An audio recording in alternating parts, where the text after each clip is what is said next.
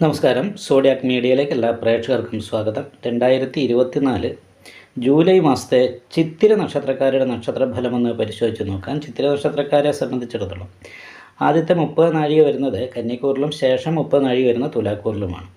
അപ്പോൾ കന്നിക്കൂറുകാരെ സംബന്ധിച്ച് വളരെ അനുകൂലമായിരിക്കുന്ന ഗുണഫലങ്ങൾക്ക് യോഗമാണ്. കാരണം ഇതിനു മുമ്പ് അഷ്ടമത്തിലായിരുന്നു നിന്നിരുന്നത്, ഇപ്പോൾ 9ാം ഭാവത്തിൽ ഭാഗ്യസ്ഥാനത്തേക്ക് വന്നിട്ടുണ്ട്, ദൈവാധീനം വർദ്ധിച്ചിട്ടുണ്ട്.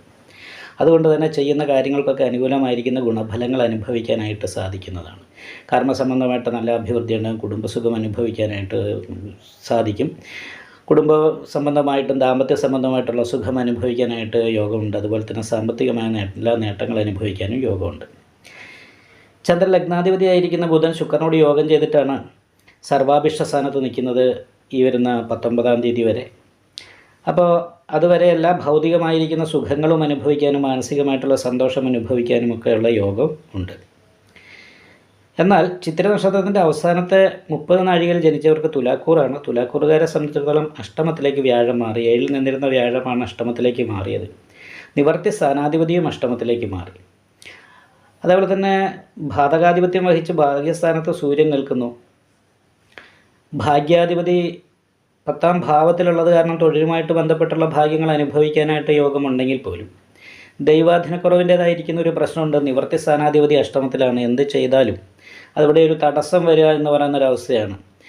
അതേപോലെ തന്നെ ശത്രു സ്ഥാനാധിപതിത്വം വഹിച്ചിട്ടാണ് സർവേശ്വരകാരകനായിരിക്കുന്ന വ്യാഴം അഷ്ടമത്തിലേക്ക് പോയത്.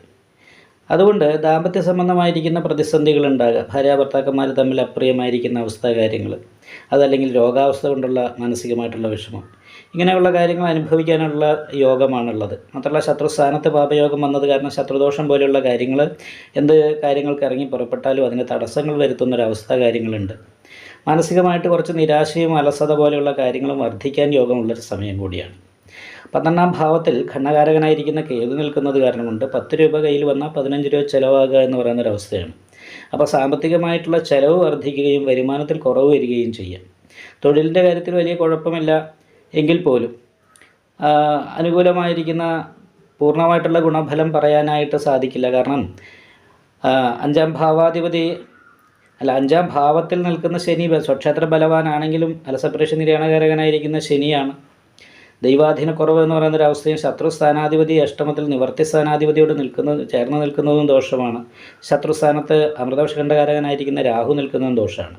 അപ്പോൾ അത് കാരണം കൊണ്ട് വിദ്യാർത്ഥികൾക്ക് പഠനത്തിൻ്റെ കാര്യത്തിൽ ശ്രദ്ധ കുറയുക, കളികളും അതുപോലെ തന്നെ എൻ്റർടൈൻമെൻറ്റുകളായിട്ടുള്ള കാര്യങ്ങളിൽ ശ്രദ്ധ വർദ്ധിക്കുക, തൊഴിൽ അന്വേഷിക്കുന്നവർക്ക് തൊഴിൽ കിട്ടുന്ന കാര്യത്തിൽ തടസ്സമുണ്ടാകുക, ഇങ്ങനെയുള്ള കുറച്ച് പ്രതിസന്ധികൾ ഉള്ളതുകൊണ്ട് വിഷ്ണു ക്ഷേത്രത്തിൽ നെയ്വിളക്ക്, ഭാഗ്യസൂക്ത, പുഷ്പാഞ്ജലി മുതലായിട്ടുള്ള പരിഹാരങ്ങൾ ചെയ്യുക, ദേവീക്ഷേത്രത്തിൽ യഥാശക്തി വഴിപാട് ചെയ്യുക, നാഗപൂജ ചെയ്യുക. അതിനോടൊപ്പം തന്നെ ശിവക്ഷേത്രത്തിൽ യഥാശക്തി വഴിപാട് ചെയ്തിട്ട് ദൈവാധീനം വരുത്താനായിട്ട് പ്രത്യേകം ശ്രദ്ധിക്കേണ്ടതാണ്.